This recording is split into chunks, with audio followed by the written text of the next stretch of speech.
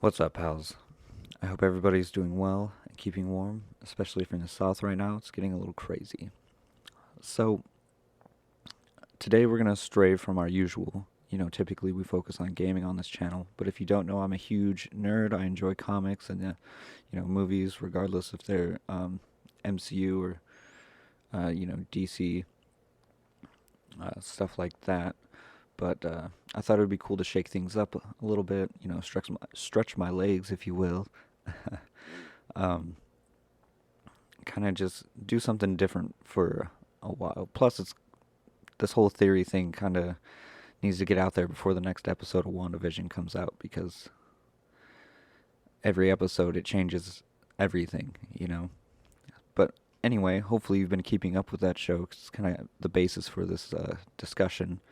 But to be honest, like the prospect of getting the X-Men in the MCU is quite exciting. They're one of my favorite teams in the comics. And I'm really excited to see them get a proper run in the MCU. So how are we going to get this titular team, you might ask? Well, I've got a theory.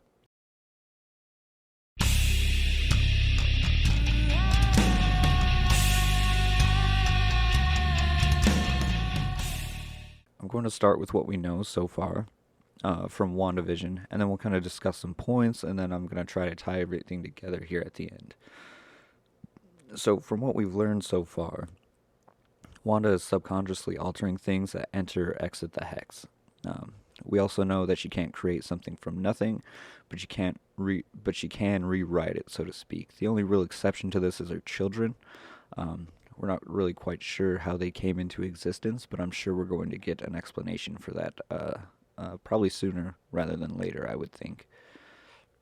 But our best example of this is with Monica Rambeau, when we learned that her 70s style pants were made of Kevlar, which kind of insinuated that the bulletproof vest that she was wearing when she entered the Hex was kind of rearranged and redesigned into the clothing that would fit the period was that Wanda's vision or Wanda's world was in, right? And we also learned that anyone that enters or exits the hex have some molecular changes as well, given that Monica's tests show her cells have been altered, likely, leading to her power manifesting in the future. And these are things that we see from I believe is episode 4 up through the current episode. So these are just kind of some things that are gonna lend some. They're really gonna just kind of help us put together this theory for the most part. But first, I think we should just kind of talk about the mutant gene and kind of go into why I think this is already in the MCU, more or less. And that's kind of it. I think it's there already, and we're going to kind of tie up some of the stuff later. But if we look to the House of M comic, which I believe WandaVision is based off of, we start with many mutants in that comic, and then at the end of that series, we get the mutant population is severely reduced. Like not, if I remember right, it's like 2% of the mutant population is still around. But nonetheless, in the case of WandaVision, I believe that we have a small population of mutants, and then by the end of this, we'll have a bunch of mutants. And so the idea here is that the mutant gene kind of exists already, but it's latent and usually doesn't manifest. And this is kind of like the simplest answer I can come up with as to why we haven't seen it in the MCU. And it's possible that only a small number of individuals have ever had their mutant gene manifest into powers, and they could be in hiding, and we maybe just don't really know what's going on with that just yet. And so, piggybacking off of the idea that this X gene exists already, and that it's rare for it to manifest into powers, we have Wanda. In the comics, if you don't know already, obviously, mutant powers manifest under certain conditions, right? So this can be a result of puberty or severe trauma or stress, or sometimes a combination of all of those things. So I know what you're thinking. Wanda suffered prior to the Hydra experiments, and you'd be right. But if we follow through with the idea that it's rare for powers to manifest, then at her age, maybe we can assume that it just didn't happen if it was such a rare occurrence. Maybe it required, more or less a combination of stress, trauma, and reaching adulthood. And maybe even then it didn't manifest. But then we get Hydra in the Mind Stone. And so we've seen what the Infinity Stones can do. Um, and so it kind of makes sense that experimenting on someone with them could be very traumatic, coupled with the fact that Wanda's experiments was done with the Mind Stone, and I think that presents a strong case for Wanda's mutant powers to manifest. Um, and so what's nice about what the MCU's done with the story up to this point is when we are first introduced to Wanda and Pietro, they refer to them as enhanced, which basically is kind of just a broad term for anybody with superhuman powers. And I think that this actually kind of extends to other superhumans in the MCU at the moment, like Captain America and Bruce Banner could technically be enhanced. And I think this was kind of smart because anybody who knew anything about the comics or like the old animated TV shows knew that Quicksilver and Wanda are mutants. And so by giving them this kind of broad generalization, it kind of opens up the opportunity later on down the road, say when they get the rights to the X-Men, that they can just come in and say like, oh, actually they're mutants, and you know, oh, they're mutants, and we just didn't know that until now. Like, it's just an easy way for us to retcon that little thing. And there's also a big part of Age of Ultron is that we don't really find out why they survive the Hydra experiments in the first place. We get like kind of, we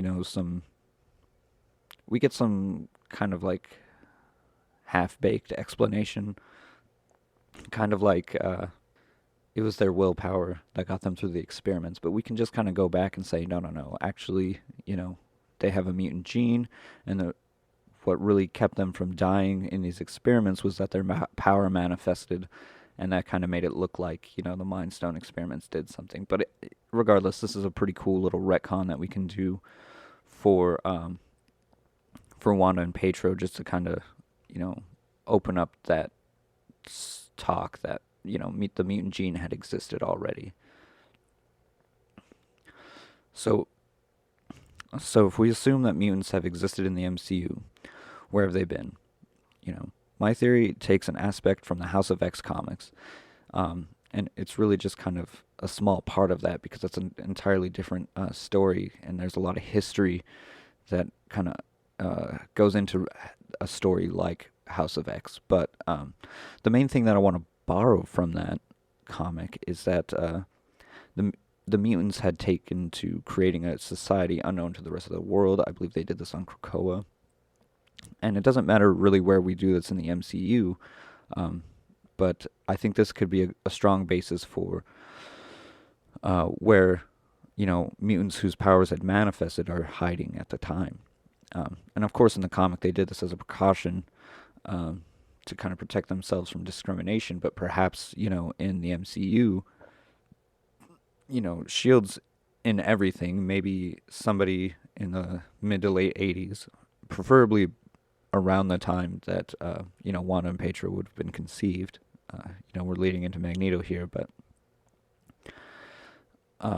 around that time, maybe, some of the X-Men had helped S.H.I.E.L.D. or somebody, and S.H.I.E.L.D. was like, we just don't think that the world's ready for superpowered people, And so that could be, they go into hiding, and maybe they just utilize some. So if they're in hiding, that doesn't necessarily mean that they've been inactive. I think if we keep piggybacking off the idea that mutant powers manifesting is a rare occurrence, if they do manifest, we could have somebody say, Professor X, who's utilizing Cerebro, can locate them, and they can get in and out, save this person, kind of keep the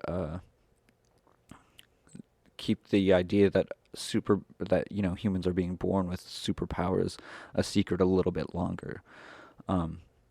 So I think the biggest issue with this, though, is that where were they when Wanda and Quicksilver developed their powers? Because if anybody could properly save them from Hydra, the X-Men could do it.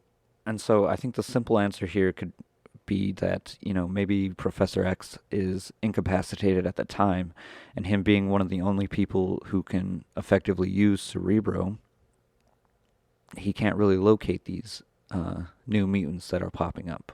And so, what could be incapacitating Professor X, Well, maybe he's in battle with the Shadow King, which I think it would be kind of lame to not see that happen on screen, but at the same time, it would be a good way to kind of explain why we're not getting why they didn't come out during that Age of Ultron part of the MCU.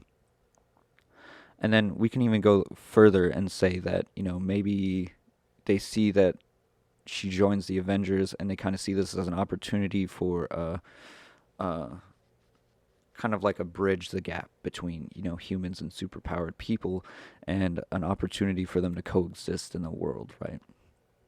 So those are my three like big points that I want to talk about. This last part is just kind of the final theory, really. And so this is where we get back to WandaVision and my theory for how it might end, right? I believe that she will create all mutants, whether it is at a global scale or not. I'm kind of hoping it is. One of the end results that we have a kind of a global kind of catastrophe with this. And again, kind of mirroring back to House of M, where at the end of that series we had a small number of mutants. If we kind of subvert that, flip that over, and we end with a bunch. So the reason why I want this to be on a global scale is because this is kind of an incident, like the mutant gene occurs in the human race in general. So just having like a small section of like the United States or like in Canada or like areas like that be the only place where mutants are coming from is kind of lame. And that's the main reason why I feel that way, is because one of my favorite X-Men, Colossus, is from Russia. And so I don't like the idea of it being kind of isolated. I think it would make sense if this was kind of like a global event, right? And again, not everyone is affected by this hex is going to become a mutant, because as I mentioned, Wanda can't create something from nothing. And so the whole idea of this latent mutant gene that's kind of where that comes into play, right? So if they don't have the mutant gene, they won't develop powers. But if they do, maybe this like event and like Wanda's powers and how it kind of like is related to the Mind Stone, maybe, I'm not sure if that quite makes sense, but like the fact that maybe the mutant gene has to be there for these people to become a mutant is kind of like the premise for this whole thing. Because the show has kind of already set up rules, right? We know that she messes with, people's cells when they come in and out, but we also know that she can't just create. She can't just create, right?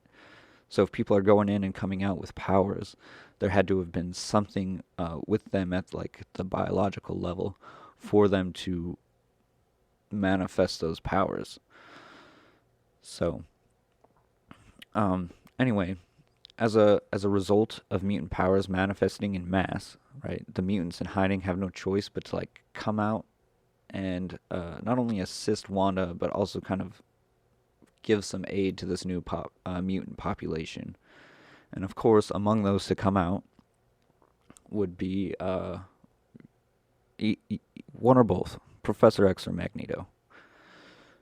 And it's gonna be kind of like their job. They're gonna offer safe haven to these mutants, and especially to Wanda. And what's really cool about this is it kind of can set up some future conflict and tension with the humans, in that, we already know that the director of S.W.O.R.D. has a disdain for superpowered individuals. He says this in the last episode that comes out. And so we kind of have like this, we're kind of setting the stage for like, people not for people being against mutants, so to speak, and so we can kind of branch off from there and get some really cool stories out of it. You know, like with Sentinels, maybe have some reason as to why Magneto branches off from Professor X and stuff like that. But anyway, that's it. The ramblings of a madman, and my theory for WandaVision. So, what do you think of this theory? Is it just complete rambling? Does it make sense? Is it nonsense? Do you have a theory of your own? Let me know in the comments down below. This has been Al Pal. Be kind, be safe, and spread the love. Peace.